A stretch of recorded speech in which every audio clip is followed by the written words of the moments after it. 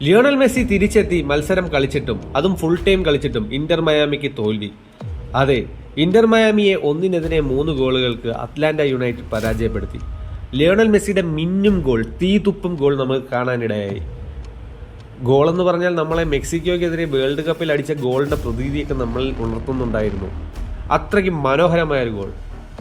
ഏകദേശം ഒരു 35 വാര അകലെ നിന്നുള്ള ഒരു മിന്നും ഷോട്ട്, ലിയോണൽ മെസ്സിയുടെ തകർപ്പൻ ഗോൾ. പക്ഷേ ഇന്റർ മയാമിയുടെ സ്ഥിതി തോൽവിയിലേക്ക് നീങ്ങി. ഇന്റർ മയാമി തന്നെയാണ് ഒന്നാം സ്ഥാനത്ത് ഇപ്പോൾ നിൽക്കുന്നത്.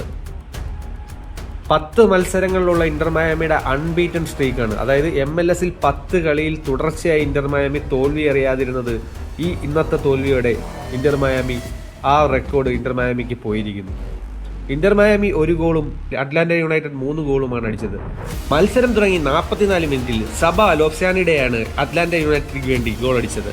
59 മിനിറ്റിൽ വീണ്ടും സബ ലോപ്സാനിഡെ ഗോൾ അടിച്ചപ്പോഴത്തേക്കും അറ്റ്ലാന്റ 2 ഗോളുകൾക്ക് മുന്നിലായി.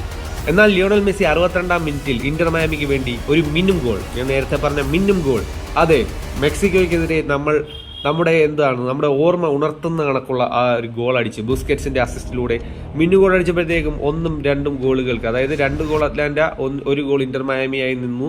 പക്ഷേ വീണ്ടും ജമാൽ ടയറെ 73-ാമത്തെ മിനിറ്റിൽ അറ്റ്ലാന്റ യുണൈറ്റഡിന് വേണ്ടി ഗോൾ അടിച്ചു. അങ്ങനെ 3-1 ഇന്റർ മയാമി പരാജയപ്പെട്ടിരിക്കുകയാണ്. ഇന്റർ മയാമിയുടെ ഹോം ഗ്രൗണ്ടിലായിരുന്നു മത്സരം. നിരവധി ആളുകളാണ് ഇന്റർ മയാമിയുടെ മത്സരം കാണാനായി എത്തിയത്.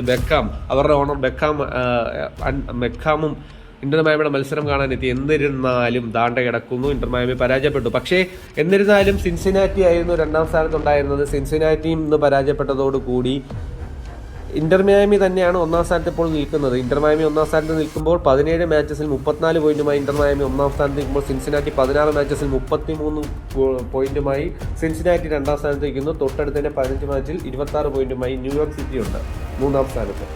എന്നിരുന്നാലും കഴിഞ്ഞ വർഷം സെക്കൻഡ് ലാസ്റ്റിൽ ഫിനിഷ് ചെയ്ത ഇന്റർ മയാമിക്ക് ഇത് മെസ്സി, ബൂസ്കറ്റ്സ്, ആൽബ, സുവാരസ് എല്ലാവരും വന്നപ്പോഴത്തേക്കും ഒരു തിളക്കം തിരിച്ചു കിട്ടിയിട്ടുണ്ട്. 1ാം സ്ഥാനത്ത് എത്തിയിട്ടുണ്ട്. ഇനി കണ്ടിന്യൂ ചെയ്ത് 1ാം സ്ഥാനത്ത് ഇന്റർ മയാമി ഫിനിഷ് ചെയ്യുമെന്ന് നമുക്ക് കണ്ടറിഞ്ഞ് തന്നെ കാണാം.